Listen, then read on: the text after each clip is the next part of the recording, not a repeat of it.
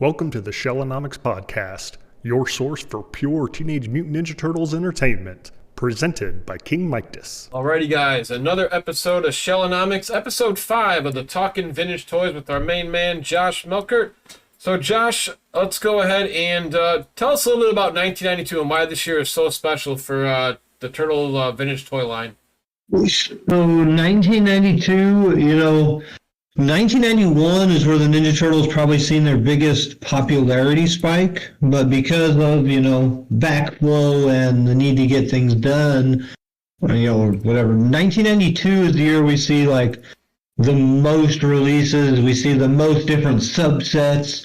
They're just pushing out Turtles left and right. And then you also got to remember that in 1992, they're still selling basically everything they sold in years past and the stuff from 1992. So it's not just 1992, but we see a ton of new lines, a ton of new ideas on the figures.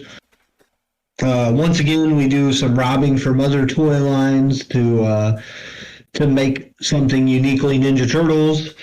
And then what else do we do? 1992 brings us to the 5th anniversary of everything, I guess, as you would say it.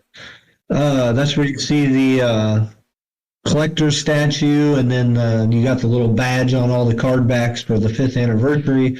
So kind of a neat year. Like I said, Ninja Turtles really hits its stride and puts itself on top of the toy market as far as I'm concerned in 1992. Oh, everybody my age, because I'm 40 right now, I think everybody except me, I don't know when that gold statue you talk about, Leonardo, was released, but I think it was everybody after me got that for a birthday gift at every kid's birthday party. That was the gift to get. Yeah, I still got one in my collection. I think they're cool. Oh, nice. All right, guys, so we're going to do this similar to 1991 because, like me and Josh say, it's not that there's not much value, it's just in regards to, we want to really just get to the basic assortment. We are going to burn through these variants real quick. So we have Turtle Games based on Olympics. We got Track and Field Leo, Super Swim and Raph, Hot Dog and Mike, Power Lift and Don, Smash and Bash and figures. These are like your karate chopping. Again, I would say it's probably similar to our Wacky Actions, right, Josh? Just really nothing special about that. Bebop tends to be worth a little bit complete, and so does Rocksteady. Just nothing crazy, but Bebop does have a really cool punching bag there. It's like a little turtle stitched up, and it's his punching bag. So it's kind of neat. I used to like to hang one from my sewer when I displayed my sewer as like the Turtles workout room. And then the Turtle Games, we do have multiple variants there in that subset.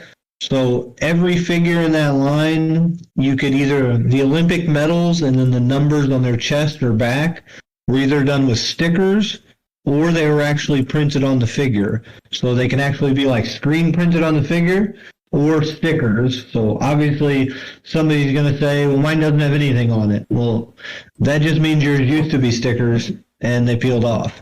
That does happen. Not a variant, just a little bit of damage to the figure. No price difference there.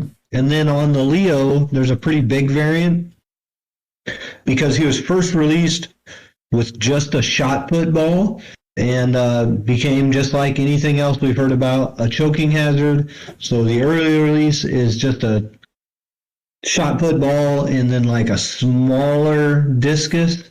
And then the later release has a 2-piece shot put ball. It almost looks like a belly button ring or something. It's the closest thing I could describe it as, a barbell of sorts with lopsided, with one side bigger than the other, and then a smaller discus ring. So that one is worth a little bit more on the card. I'm not really sure. Loose, it's probably worth more too, just because of how difficult it would be to find those little pieces loose, but not any crazy value. We're not talking like, thousands of dollars or anything here. We're talking $20-$30 all day.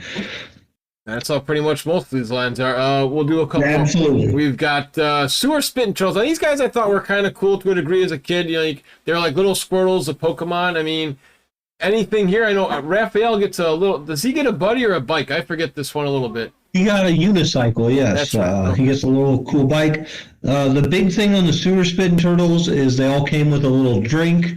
Mike's is the little coconut with a straw on the thing. But the other three guys, Leo, Raph, and Don, their drinks are very small. Raph and Don's being very, very small.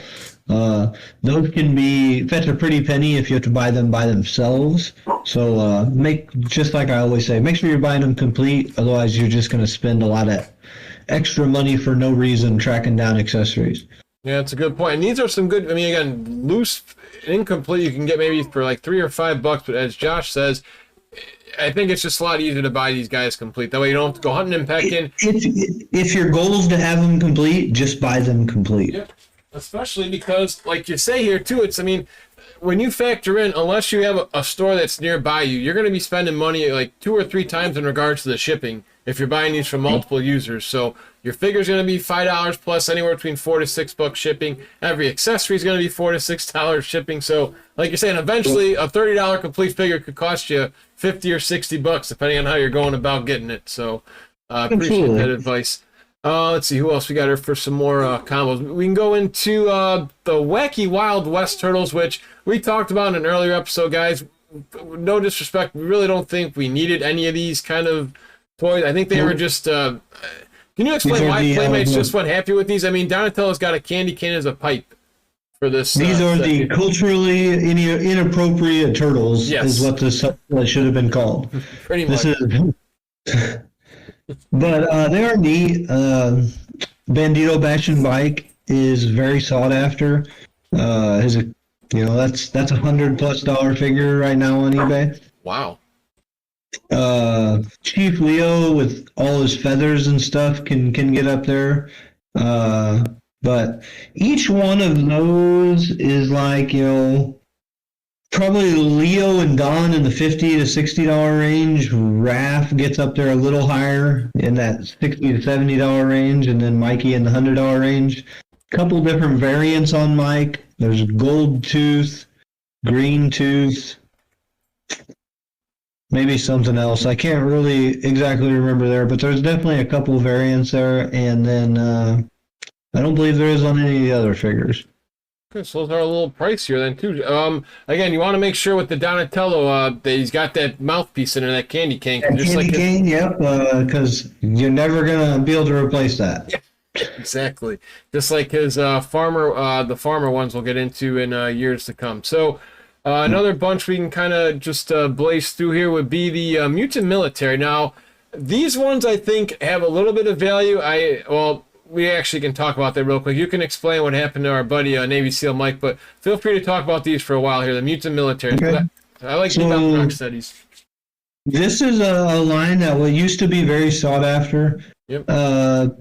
Because it's the second series of it, and the figures are very neat. But they did re-release them recently, and I have noticed a little bit of a price drop on the vintage ones because they made the modern ones look so similar that a lot of collectors are just happy with them, and they don't want to pay the extra for the vintage. So, I mean, I get it. Navy SEAL Mike used to be $100+ figure. Now it's probably right around $100 figure. He's got 2 small grenades that are pretty hard to find. Then you got, let's see, that Leo, Cookie Caliber Leo, once again, that's $100 figure complete. Lots of accessories, belt. On the Leo, he has an arrow going through his hat. You want to make sure you got both sides of it, because a lot of times I see one side or both sides broken off there. Private Porknose Bebop and Dimwit Doughboy Rocksteady, they're based on like World War II soldiers. I believe Bebop might even be based on a German soldier, which once again we get into like, why did we need that? But agreed. Yeah, and these guys used to have good value, right? Didn't Bebop and Rocksteady? I mean, they all kind of had good value, but I thought. Oh yeah, they're probably in the $80 to $100 range, complete. At least $70. I'm not positive on that, but right. The little soda grenades and that little pistol for Bebop are pretty hard to get and very sought after. So Don, and later in 1994, 95, we get the white belt release, which is, $300-$400 figure. The black belt still $120 figure in the vintage line because of all the little camouflage pieces that are involved in it. But yeah, a white belt, which was re-released on the purple card back, that's a $400 figure all day. And then we got Yankee Doodle Ref. That one, another one, $60 to $80 figure probably. Jeez. Let's see here. Then we've got our Wacky Bodacious Birthday Turtles. Now, I like these guys to a degree. I'm going to ask you a question on, I liked all these figures. I thought they were cool just for, a lot of Facebook groups use these ones when somebody's birthday's around in the group. And feel free to talk about these ones for a little bit, Josh. And also, if you were the Playmates director here, I guess the creative toy director, what would you do for a Donatello? It's kind of sad he didn't make it. 3 out of 4 guys. Don could have been a lot, but it's also like, what else are you going to make? You got a magician, you got a clown, and you got the party guy, What else was there to birthday when we were kids, you could make a figure out of? Does he make animal balloons? Is that what Don does? The animal balloon making machine? With all the parodies we've had, that could have been one. So anyway, very cool line. This line, this is how I feel about it. So on the card back, it had a to and from spot for birthday parties and shit. When your aunt calls your mom and says, what does Mikey want for his 9th birthday? Oh, he's into Ninja Turtles, and you go up there and, they got a birthday one. It says to and from. I don't even have to buy a box. I can just write it right there on the card. This was like the free gift. This was like to help grandparents and uncles and aunts out around birthdays. You know what I mean? Oh, yeah. And you can get the balloons with Mikey. I thought those were kind of cool accessories, too, man. Absolutely. Everything was cool. Mikey was on stilts. I thought that was a really cool feature of an action figure. Raph, he had the little bunny rabbit popping out of his hat. And then, Raph the Magnificent, pretty expensive figure. He's got these little bitty playing cards that come with him. He holds them in his sleeve of his little jacket. Just those playing cards I know sell for about $40. Wow. One accessory. So, holy crap. That's about $100. I think Raph's about $100 loose complete. Mikey and Leo are a little bit cheaper. They're probably more in the $30 to $40 range, $35. Cool figures though. Mikey throws a pie and his hand is set up to do it. So I always thought that was neat when I was a kid. Removable suspenders. That was kind of neat for a Ninja Turtle figure, part of his wardrobe, But yeah. And then what else do we got here? What's next? Teenage Mutant Ninja Turtle mutation toys. I thought these were cool. Yeah, the Splinter becoming a Moto Yoshi. Yeah, Bebop and Rocksteady in human form. But Josh, tell us a little bit more about these guys. Yeah, just like a lot of other things, they were just stealing from any other toy line that did well, and this is kind of like a Transformers spinoff. But Ninja Turtle versions, I thought they were really cool. I think the action on the Mutations Ninja Turtles, especially the Bebop and Rocksteady, and kind of shows what the Power Rangers became in a couple of years. Remember the head flipping Power Rangers? Yes. Obviously different companies, but the features and stuff we see, we got Transformer stuff there, we got future stuff showing Power Ranger stuff. So it's very cool to see some of that stuff. And like you said, the human version of Splinter was very cool to have. Bebop and Rocksteady as well, even though they weren't really accurate to the cartoon. We all know that. But definitely a cool line. Like you said, the little ooze can, I always thought was really cool when I was a kid. Most of the Mutations figures you can get around the $20 range. Complete for the Turtles is going to have that little bitty food can, so that's a tough find. So like I said, make sure if you're buying complete you got that. Variants, I don't think there's any variants on the Mutations Turtles. No. Just That's what I'm referencing anyway. and are these the first ones that had tails too? Remember they had the little tail in the back too. Yeah, they did have a little tail there. Absolutely. And is that a shout out? Because I remember in some documentaries they were supposed to have tails in like those prototypes a long time ago, right? Weren't they supposed to? Yeah, maybe it was just the first time they actually got to put it on there. I don't know. We don't really know. But definitely a neat feature. And the baby turtle, while a little bit cumbersome, big for a baby turtle, they were still very cool. It was neat to be able to do. Yeah, I thought so too with the little feet. Just so it was, it would have been nice if we had a retro mutagen gun, but we had so many guns we could have made one up anyways and just had to turn them into baby turtles. Like Shredder always wanted to do. He wanted to dine on turtle soup. Absolutely. All right. I want to save the movie guys for the end, like before we get to the basic, but there's two other pieces here. One is, I guess it was just like a test of water, so to speak, because they kind of did this with the Shell Storage Don.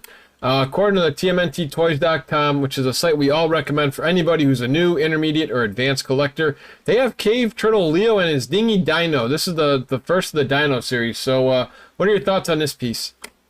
Okay, so in 1992, I believe 2 different boxes were released for Cave Leo. Both of these 2, I think, had gray medallions. One had a dinosaur with a white belly, and one did not. If I'm remembering that correctly. And then in 1993, you get the black medallion Leo when it was re-released with everybody else. But yeah, kind of like the similar thing.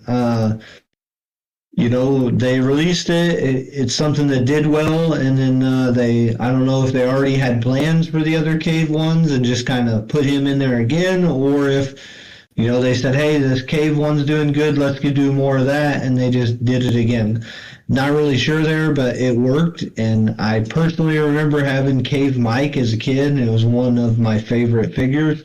So, I don't know, just definitely cool figures, definitely cool idea. We all loved dinosaurs when we were kids, as 80s kids, 90s raised. Everybody had a favorite dinosaur. Mine's Stegosaurus. And my favorite turtle is Mikey. So that combo just, was perfect. Oh man! So I thought it was really cool. And like you said, I'm not sure if it was a testing the waters thing or if hey, this one did well, let's do some more. Yeah. So either way, we got more the next year. Yeah, and I like that, so I thought they were cool. And then we got another giant here now. I guess I don't know if this was a test or maybe they felt they didn't get a birthday toy. Giant Slam Dunkin' Don. Absolutely, Giant Slam Dunkin' Don's one of the more sought after of the giants. Near impossible to loose complete. Very hard to find in the package too.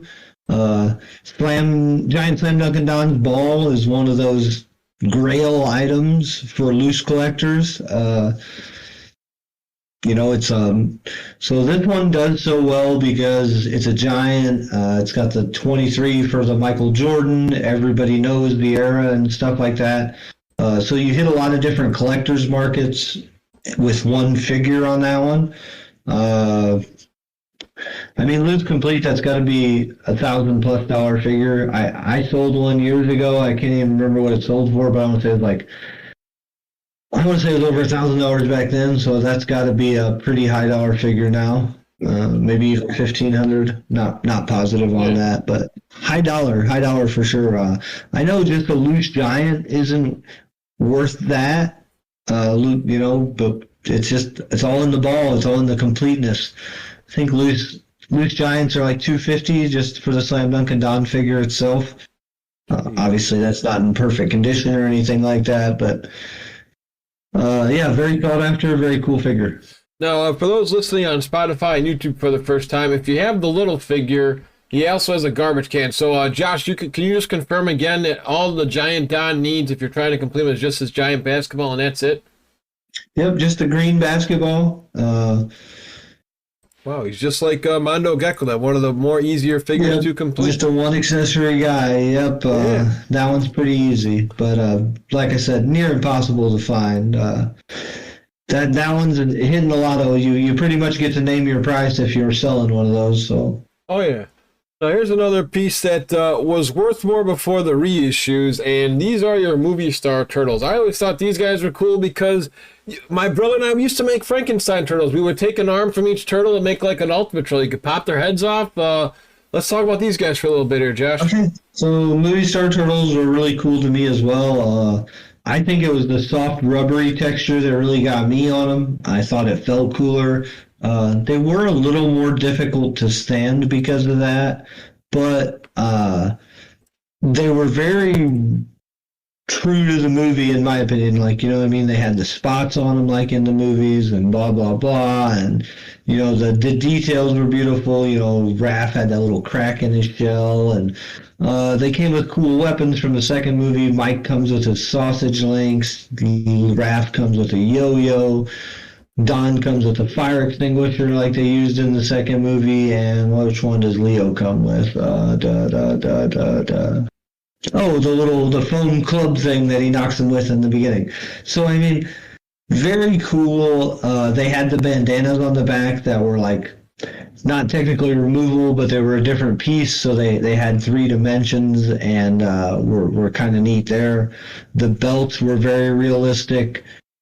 And definitely more movie-like. You know, they held they wrapped around the turtle the same way as they did in the movie. They held the weapons the same way they did in the movie.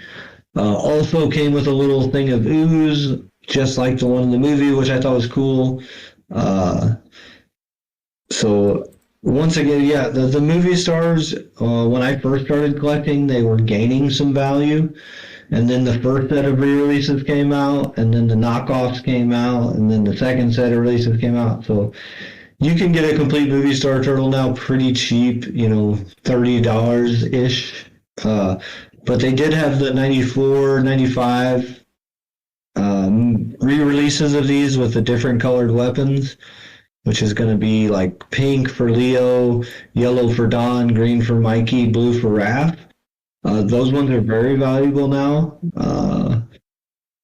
You know, I think, you know, the last Don DeCell complete sold for like $700 or $800 with the yellow accessories. Mikey's more than that. Mikey's going to be your hardest to find in that set. Raph being the easiest for whatever reason. I don't know why. That's what I've noticed. But even a loose complete Raph with the blue accessories is, you know, $300 or more, I believe. Ooh, wow. And it just, again, now, I don't have the reissues, but is there any difference in those compared to, like, the ones that you Yes. There's something with the bandana. Or maybe all the bandanas?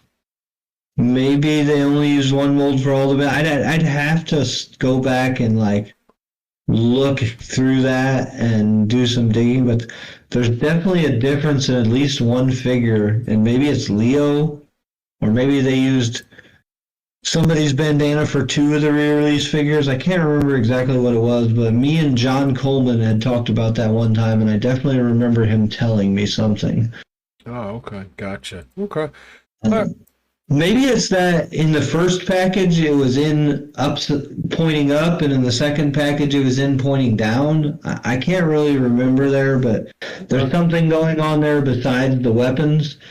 But they're very, very sought after, those colored weapons ones. I didn't even know about those. Again, another tip there, courtesy of our good friend Josh. All right, we'll keep with the movie ones as we start dipping into the basic assortment. So we've got Movie Star Foot Soldier, which I thought was awesome. So true to the movie. You got Movie Star Splinter as well. It was just kind of like almost like a furry little pet there. We can go for those two at a 1-2 punch. Okay. So Movie Star Foot Soldier is one of my favorite figures in the vintage line.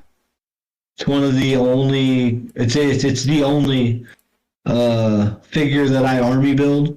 Oh, you still do army build them now? Yeah. I got a little shelf of them out in my shop. It's not anything I actively buy, but I never sell them. And because I'm an avid buyer and seller, I just come across more than most people. So them and their accessories just never get sold. I got a nice little jar of accessories, and I don't know. I probably got close to 20 figures out on a shelf in the garage.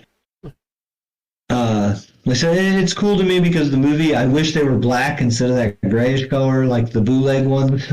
Like, I don't know why they made the bootleg ones right and not the ones that they fucking released. So, but it is what it is. Splinter, same way. Splinter, you could actually get furry or non-furry. So Really? I didn't know. yeah. So, Okay. and then they also have one called the tooth version and the no tooth version. I want to say it's with fur and with the tooth is the one that's the hardest to find. Not really sure on value on those. I can tell you just a regular one. The foot soldier, $20 complete. Splinter, 20 to 25. Splinter has a lot of accessories. So you got his cane, his bow and arrow, his robe, his belt, his throwing star, his ooze can, and his cane. So one of the most accessoried figures there in the vintage line. A lot of stuff to keep track of. Yeah, and he's got that coat again. He said that little jacket, it's always tough to get to as he's got his white and orange little belt here. So, all right. And then as you call it, I guess, the year of the April, as it is April Fool's today as we're recording this. So you got three different April figures here. Let's talk a little bit about the Barbie wannabe and the other two. Okay, so we got April the Ravishing. That's the one with the real life like hair and the removable skirt, which I thought was very weird. Never had any of these figures as a kid, none of these Aprils, thank God. The Ravishing Reporter does have, or the Ninja Newscaster does have a variant. No, that's the Ravishing Reporter. Does have a variant. You can get brunette hair, or red hair, or brown hair. Then you got Ravishing Reporter, which is kind of like a cave April, for lack of a better term. They actually reused that mold when they released Cave April, so it's the same mold, just with some different colors. And then the other one we got was April 2, which April 2 is actually kind of a cool figure. For the vintage line, it's neat. She actually gets the coolest pistol of the whole vintage line. It's the only semi-realistic looking pistol in the Ninja Turtle line. She gets a microphone, some belts, a camcorder that's kind of cool and kind of like the one she used in the cartoon, so I thought that was cool. And fun fact about April 2, they had plans to release her with a real coat, kind of like the Undercover Turtles. Oh, wow. Yeah, it was almost like a short bomber jacket. Never made it past prototype stage, but I always thought that was neat. I've seen that prototype concept, and I thought that was pretty cool. Oh, wow. So for me, I don't know, again, the value of this, but I always saw the April Ravishing Reporter in a lot of toy stores when I was starting to collect more in the teens of the 2000s. I thought it was a very cheap in regards to if you were a collector who wanted a Mitten box. You could, or it's still in the card. I think I just bought one for like $20. Yeah, just for and so if somebody wants just to say it's on the card. Yeah, exactly. That's not our cup of tea, but again, if you want a vintage turtle figure, this is probably one of the cheaper ones you can get out there. And I guess just your own opinion. Do you think this is pretty much the Toon version of April? Because again, that's going to be in another year, but I don't think there was a Toon Burn, a Toon Irma, and a Toon Vernon. And is this, you think? A lot of people call the green suit April the Toon April. Oh, okay. That's a good point, too. Because it came with the Channel 6 news van, and kind of all the Toon figures are advertised on the back or whatever. But either or, definitely could be used in the place of. Definitely has a similar vibe, not quite as, because the Toon line is kind of like, eh. Yeah. Like Irma's got gum on her clothes, and Vern's got toilet paper stuck to his foot, and like a sandwich in his hand. Yeah, which is no need for that because he wasn't doing that in the show. He wasn't hawking down burgers. He was. So. Yeah. So yeah, 3 Aprils that never sold well. There's still a ton of them in the package. They made 3 figures that nobody ever wanted. Yeah. Pretty much right there. And then speaking of another one now, I don't know why they made this one, but it almost looks rock and roll Mondo Gecko. It's kind of like the Space Usagi. I really don't care. If you're a diehard Mondo fan, you get a bonus, but I could live without this guy. Yeah, well, a lot of people like putting him with the rock and roll party bus, the one that turns into a stage, and then you yes. take Mondo Gecko Okay. and the 4 turtles that are from the rock and roll line, and you make a little band. He does come with a little guitar and a little hippie sign. A little flower power sidekick. The sidekick that he has is probably one of the cooler ones of the vintage line. Yeah. And his skateboard is that like guitar scooter skateboard thing this time, which is I thought it was a neat concept. Not done particularly well, but a neat concept. Oh yeah, I agree. Yeah, it's pretty much all we need to say about him. So now we're going to start with the cooler figures here. It's still actually that you never.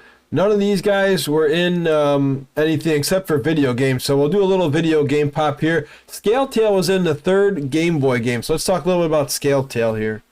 Scaletail, I mean, based off a Cobra Snake, very cool figure, articulated tail.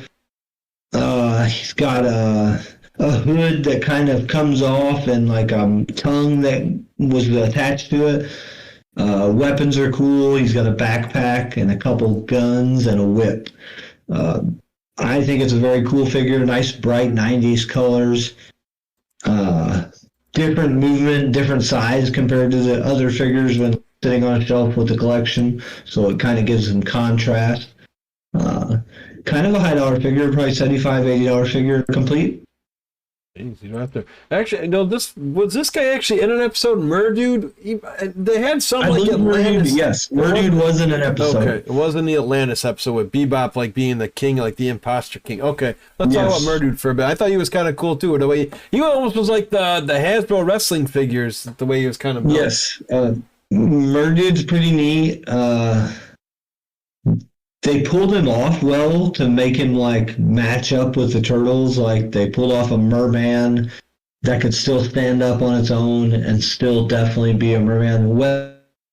Starfish and a trident and a gun, and then the swordfish sword, which is just funny and cool. Yeah. Definitely cool. The design's awesome. Again, really cool colors, like a almost metallic bluish color armor and fins. It's got a cool shoulder pad thing going on. Definitely a cool figure. Definitely Aquaman vibes mixed with a fish. Yeah. I'm not sure what kind of fish, but I think it's a really cool figure and right again in the $50 to $65 range complete. Damn, yeah. And now we go into another guy who made a video game appearance here. He was in the Nintendo Tournament Fighters. He was the guy you fight before Shredder, Hothead. Hothead, yeah. He technically, I think, like he made a semi-episode appearance, like, but I don't know if he was actually named like as the dragon. Blah blah blah. I'm not really remembering that great, I guess. But the figure is really cool. His neck stretches, as like a dragon's neck. It like can lower into his body and then pull out a little bit more. He's got a really cool helmet that fits over his head really nice. His weapon would be used again in movie 3 April and Winged Warrior Dawn and Shogun Shredder. Oh wow! Okay. So they Playmates is known for reusing those weapons mold. They did some different colors, but it was originally his. The staff with the short sword on it, and then he has another sword. Very cool figure, nice bright red with a couple shoulder armor pieces and then some nice greens. They had a couple different original color designs for him in the hard copy stage, so I believe there's 2 different paints, maybe even 3 him in the final hard copy stage before they picked what they were going to do. So cool figure. Yeah, absolutely. Now we've got this one. I didn't know it was in the Turtle. I thought it was a Power Ranger toy just because there's an episode with Zach and he fights something that kind of looks like good old Lionheart over here. King Lionheart. Check that. Yeah, King Lionheart. This is one of those typical Playmates designs. I believe he has one animal, one human foot and a boot. Same thing with his hands or whatever. He's a king lion, just like every king symbol was a lion in every movie we watched when we were kids about ancient England or, medieval England. So The figure fits right in. He wears purple, the color of royalty, purplish blue. He's got the gold weapons, the little crown on his head. It's just an easy win for the guys that were creating him. This is another one where they had a couple different concepts for the color. I think they had a red and yellow and silver concept for him instead of that blue and purple color they have that he was released. Very cool hard copies if you ever get a chance to see pictures of them. All right, John, we've got 3 left. I'm going to give you a little pop quiz. You got a 1 in 3 chance to see if you get this one right. So we're on the TMNT Toys website. Just be a fun little name that toy, because this toy's favorite food is pizza-flavored swamp grass. Pizza-flavored swamp grass. Yeah, 1 of 3 guesses, because we're in the 92 toy line. I'm not even looking at the list. Okay. Starts with an M. I believe he's from Canada. Oh, Imani Moose? Yeah, there you go. Imani Moose's favorite food is pizza-flavored swamp grass. That is odd. Yeah. Imani Moose, this is, right along the lines with King Lionheart. It's a Canadian Mountie that's a moose, mutant, human. 1 foot's moose, 1 foot's human. He has a very cool sidekick, little Bucky the Beaver guy. This one, like I said, the bright red, he's a pretty sought after figure. A lot of people like him. Got to look out and make sure his antlers aren't scuffed up, because they stick out so far that they tend to have all the paint rubbed off of. But that's one of those ones that's like a $75 figure, 75 to 100 loose complete. Yeah, and speaking of stuff falling apart, let's go with Dr. L, because if you're looking at this guy for the first time, you may think he's busted already with one of his tusks being removed. Yep. Dr. L is one of my favorite figures from the vintage line. I think it's one of the most well done. So he's an elephant mutant voodoo doctor guy from Africa-ish, I'm guessing. He's got a really cool mask, really cool shield. The spear goes into the shield almost like a Zulu type thing. And then he's got bone nunchuck. He's got an arrow broken off in the leg. He's got a cool elephant snout, 1 tusk. That really cool headpiece thing with the feathers or whatever on it. Super cool figure, kind of larger than most figures, almost on the tattoo size. So he's got some real weight to him. You gotta, when you're getting this one, you want to make sure that arrow piece isn't broken off, and his trunk is always missing. You see him in a lot of lots missing a trunk. You're not going to be able to find one of those, so just buy him with the trunk. Yeah, and the headgear sometimes too, I've seen. Absolutely. Like you're saying, Absolutely. Too. All right, so we couldn't get Metallica, but we got Metalhead and we've got Anthrax to bring us home for this basic assortment here. Absolutely. Anthrax is another one of them pretty sought after one. Perfect combination. He's an ant. Bad guy, but he's also an executioner. He comes with an axe, a ball and chain, and a mace club. On Anthrax, you want to make sure he's got all his little antenna, snout flare. Super cool figure, very well done. Another one with different paint schemes in the design phases. His little club would be reused in all the Turtle Troll line and as well Warrior line. So that's another one of them weapon molds that got used over and over again. Jeez. I stand corrected. He was actually in Night of the Rogues. Again, I don't know if you ever seen an episode, but that's right, Night of the Rogues. Yes, he was. He's with Scumbug and a whole bunch of other dudes. Chrome Dome, and all them. Yep. Yeah, they got they're stacked in that one. So, and you do make a good point too. Now, how many are those little not whiskers, but you got two antenna and two nose pieces. Okay. So there's antennas here, and then there's little L things here. Okay, yeah, he's another figure. When I was collecting back, he was really hard to find complete. And again, you'd rather buy him complete. If you can, spend the extra dollars. If you're somebody who wants them, in a bargain bin, fine. But I'm with Josh on this one. Get them complete. Yeah, it's going to be just so tough to find those little antennas and nose pieces that you're gonna pay too much to make it worthwhile. Yeah. Unless you're just cool with having a bare bones one, and then good for you.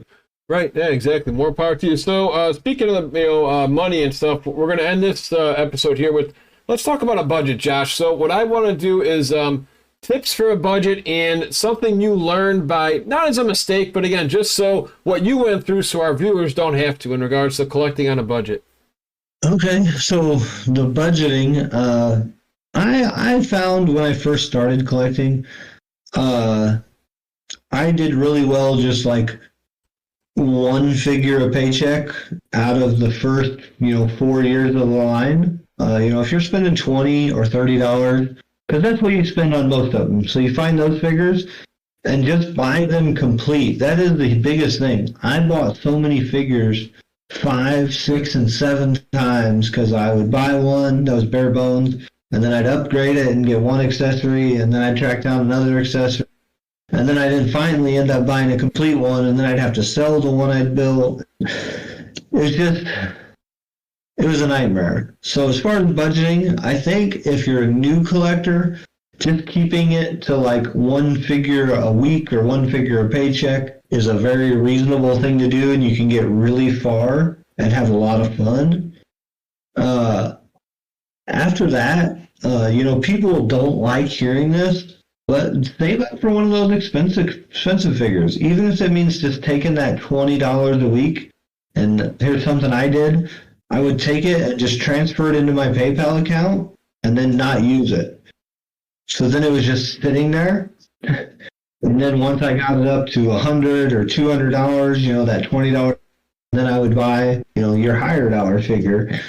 And that's just how I did it. It was a way for me to put money back. And then I also, any of the money I made selling figures went into that PayPal account. So I got to spend that on new figures.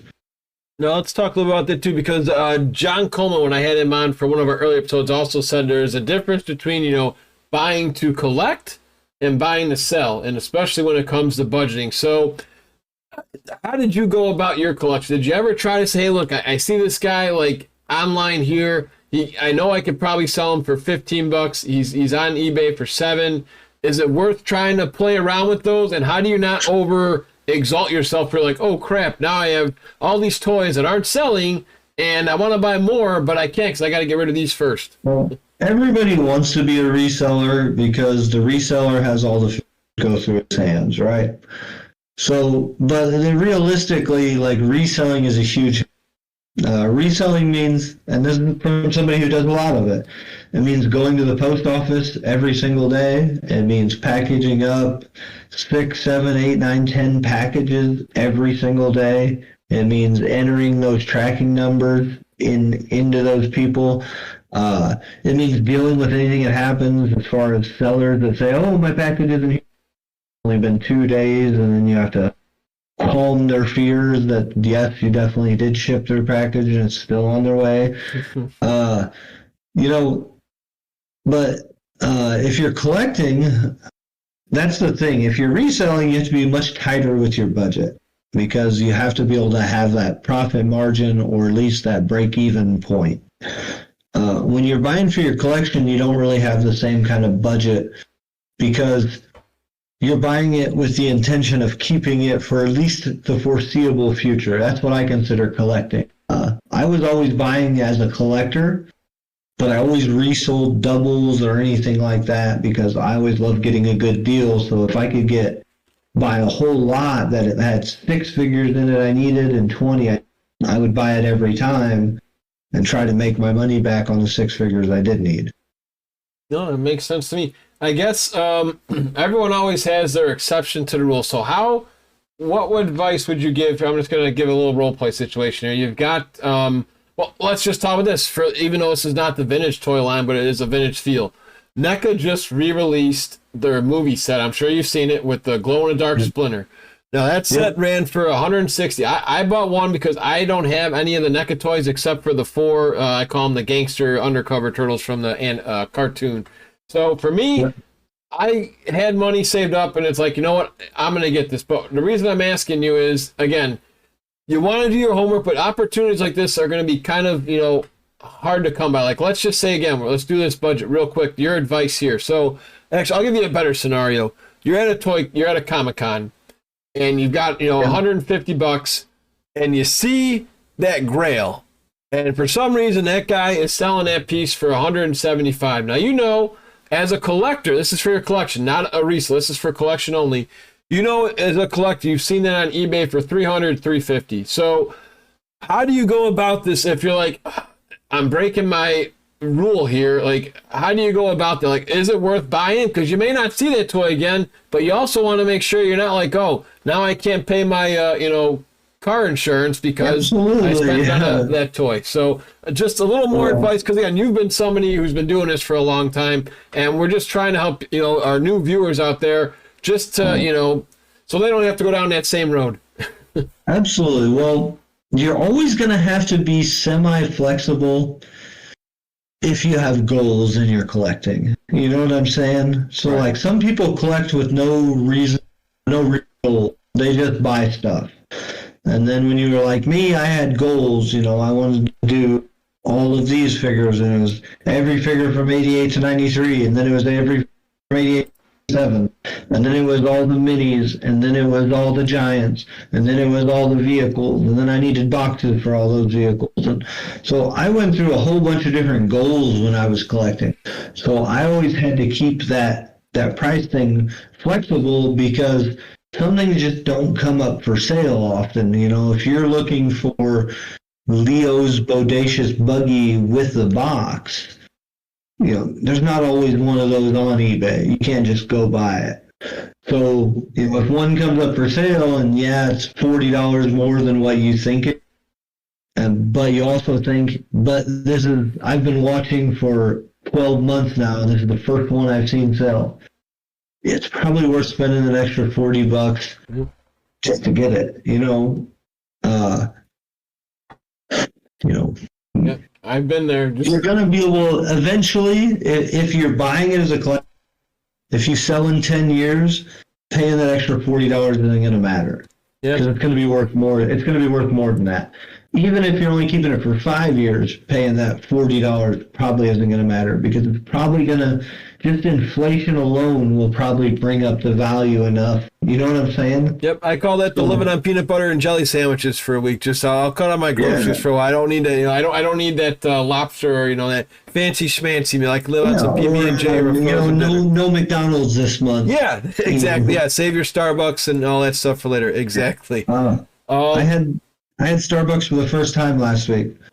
Well, is it going to be a new habit? That's gonna. I got a black coffee. I got a black coffee. I ordered a large.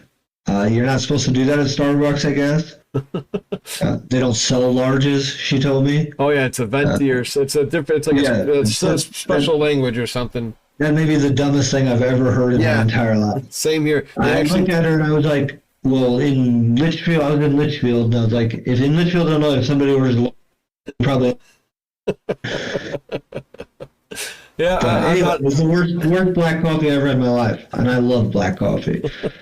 Oh, wow, that's funny. Well, good to know that we're both, well, that makes two of us, Josh. I mean, once in a blue moon, I'll get a Starbucks. If somebody I'm with, has it, I'll get one of those sugary drinks, but I was never a coffee guy. My wife got some kind of funky, flowery. Yeah, whatever it is. Smoke something, yeah. So, well, that's a figure a day, though, man. I'd say that's a good time. That's a reissue figure right there, or a Starbucks beverage. Yeah. The choice is yours.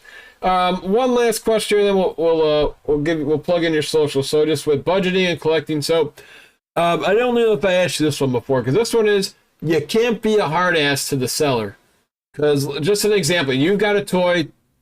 You're at your flea market. We have a big one here in Illinois. Wolf's is coming to town. I love that flea market. I don't know if you've been to that one, but that's where I'm at. John Coleman. It's a real nice flea market. It's the whole Allstate Arena parking lot on Sundays. Only $3 admission. So you're there. Let's just say we've covered these 92. Let's just say, again, for the sake of argument, you got Monty Moosh said he's about $80 complete. So the gentleman has him there. We'll just say for $60. And you look on eBay, or I'm sorry, if he is $80 complete, you see on eBay it's $80, and he's also at the site for $80. Now, some guys try to talk to the seller and saying, hey, eBay's got sales tax. eBay has fees. Why is it still selling here for 80 when it should be 70 here? So how do you can try and talk these guys down, but what is your strategy, I guess, if you don't mind sharing, trying to talk somebody down by not saying, hey, Mr. Einstein, I know what I'm doing, even though he's the seller. Because, the seller holds all the power, holds all the cards. Absolutely. What I always try to do, and this works a lot, is I just make them, I'll either pay their price or I'll pay their price the first time. Okay. And then if they have more stuff, I just keep coming back to them and eventually try to work on some stuff. Or, as Frank from American Pickers always used to say, the old bundle deal is always very nice. If you can find a few things from the same seller and throw them together and try to knock a few bucks off the price. But when I make an offer, you don't ever want to just, offer them 50% of what they're asking. If you have to offer 50% what they're asking, somebody's price is way too far off. A 10% off offer almost always gets accepted. So if it's $100 and I say I'll give you 90, they almost always say yes. I generally do that. If I'm trying to make a deal with you, it's because I want what you have. Otherwise, I wouldn't be trying to make this deal. So I kind of want it to close. So, just trying to be reasonable is the biggest thing. Understand that they have to make money too, to keep the doors open, to keep showing you new cool shit every week. Yep. No, I like how you said that, Josh. I like how you didn't have to go into mansplaining or saying, hey, this figure goes for X on this. Like, no. Sure. It's my figure. I don't care what it is. This is what I want to sell it for. And no, I appreciate that advice. Josh, another year in the books. I believe we're almost halfway done with our run here with 92. Can you tell everybody if they want to get some more turtle knowledge, where they can find you? Absolutely. Josh Melchart's Visual Guide to Vintage TMNT on Facebook. And Melchart's Guide on eBay. My store is currently undergoing a revamp, so every listing is currently down. That'll be back up sometime in the next couple of weeks with a whole new, everything redone. We're getting rid of all the old stuff. I'm gonna bulk sell it off and then start over with all new inventory. Oh, wow. Okay. All right. Well, I've been doing it for about 4 years, and there's like 2 or 3 items that have been since I lowered the price down to $1 and they still don't sell. So I'm just going to bundle a whole bunch of that stuff up together and get rid of it because, let's just be honest, some things still don't sell, even though they have Ninja. Yeah, it's I feel you on that one, man. And again, it's just a different world now. Everybody with the reissues, the vintage there's still people like us who love them. If I see one, I get excited for them, but the reissues, I think they kind of killed it a little bit now for at least the commons and uncommons. They're not popping as much. It used to get easy, $2, $3. I mean, bare bone figures were going for $2, $3, $6, and now, unless it's the '88 originals that are either a soft head or an original with like a couple weapons, you're not getting much for them anymore. So I guess if it's a buy sell market, it could be time to buy them again. Maybe they'll pop again, but I think me and you both got in and out at the right time. But with those bundles.